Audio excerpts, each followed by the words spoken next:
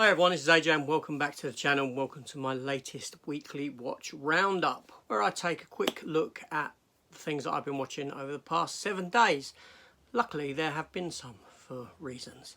Let's get into it.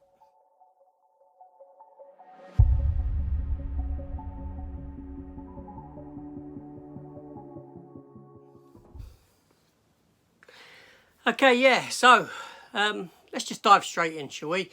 As you know, I split this into TV and movie sections, and I'm going to go with the TV first this week, and then we'll jump into movies. Now, yes, let's just begin, shall we?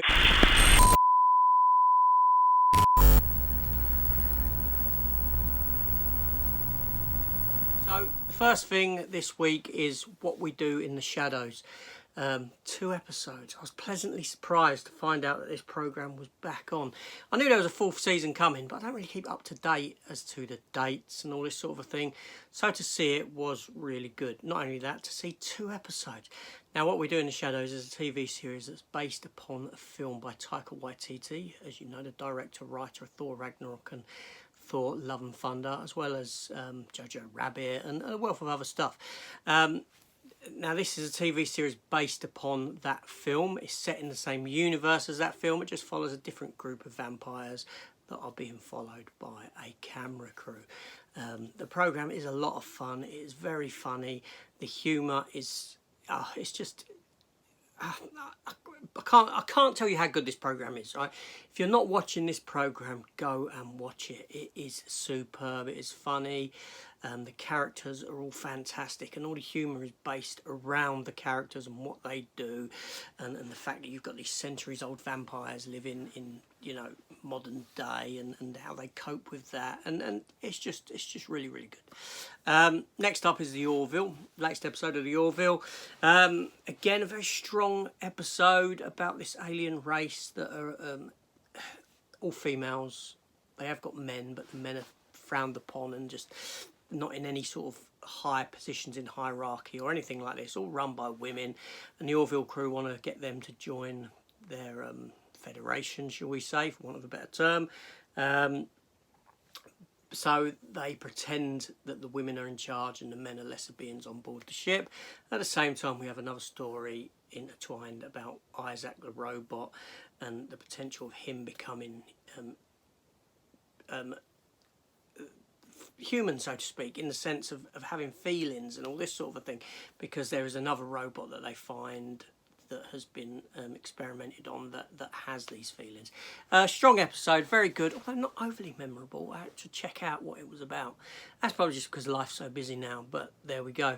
And obviously one of the big releases for the week was Netflix gave us Resident Evil, the TV series. Now, at this juncture of recording this, I've only watched the first episode, but I was close to switching it off. At points I felt like I was just watching any other zombie TV show, nothing really Resident Evil about it or anything like this. But I may stick with it, but it might be a slow going one. I'm not going to rush through it because I wasn't really feeling it. I wasn't gripped by it, which is unfortunate. So that's it for the TV. That's the TV that I've been watching this week. Now, the reason I said, you know, I'm lucky to watch anything is because I was actually meant to be away on holiday this week in Gibraltar. And unfortunately, the flights were cancelled because we have these issues over in the UK at the moment, if you're watching from outside the UK, where flights are being cancelled left, right and centre. So I wasn't happy about that. But life goes on.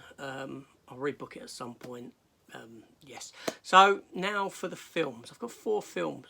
I'm on 3 fingers, and I've got four films that I've watched this week. Let me talk about them.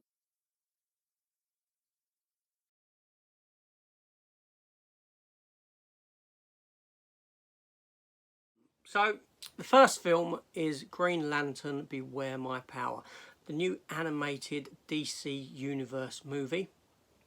Now, I like the DC animated movies. This one follows John Stewart, that is the newer Green Lantern, who's took over from Hal Jordan. The film itself, I'm not too big into Green Lantern as a character. I've never read Green Lantern as a comic book. I've seen him in part in some Justice League. Do you know what I mean? I've never read the comic, let's just say that. Not really interested me. The film itself was okay, but I could see how it would upset fans of the character of Hal Jordan and all this sort of stuff, and it was just okay. Yeah, I can't really say much beyond that. I did do a review of it, a solo review, which if you want to check out, just go back over the past week's videos and you can find it. Next up is a horror film, The Black Phone. Now this was an interesting one, right, because I thoroughly enjoyed this film, I really did. Now I'm not big on horror, this sort of thing, but this film worked for me. The sort of 70s setting I thought was fantastic. The concept was great. The acting from the young girl and the young boy was top notch, especially the girl.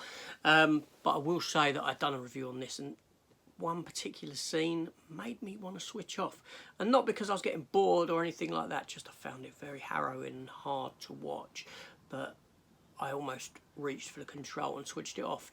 If you're interested in finding out what scene that is, then just scroll back a few videos and find it, and that will tell you. I go into detail in this scene, and believe me, it was difficult for me.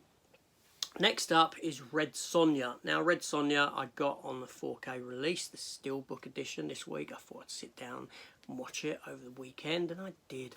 I thoroughly enjoyed it. I like the sort of swords and sandals type of Conan films. I do enjoy them. This is cheesy, it's got bad acting in it, it looks wonderful in 4K, but it's got a charm to it. It's just a real fun film. Now, I am doing an in-depth review on this film and look at this film, and that's going to form part of my comic book movies retro reviews series, because obviously Red Sonja is based upon a comic book property, as Conan was before they were made. So keep an eye out for that. That'll be a few weeks down the line though, sometime late August possibly, because I've got a few episodes already in the can that come out on a Wednesday, every other Wednesday. So if that's for you, hit the subscribe button, come join the channel, hit the notification bell. And yeah, and then last but not least, Terminator 2. Oh yeah, I watched Terminator 2. Now, wonderful film, really good. So I watched this for a project that I'm doing that's on Saturday coming. So Saturday, I've got a video coming up called basically how to make Terminator 2 a better film. Gasp. Everyone loves this film. It's fantastic. They love it. It's the best Terminator film. But does it have flaws? Is there stuff that can be done within the context of the story within this film to make it a better experience? I believe there is. And for a little bit of fun, I've done this video, and that will be out on Saturday. So hit the subscribe button again, notification bell.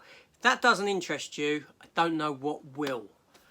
Yeah, I'm telling you how Terminator 2 could be a better film. Call that arrogant, whatever you want, arrogance, that I could take James Cameron's masterpiece and better it, but I can.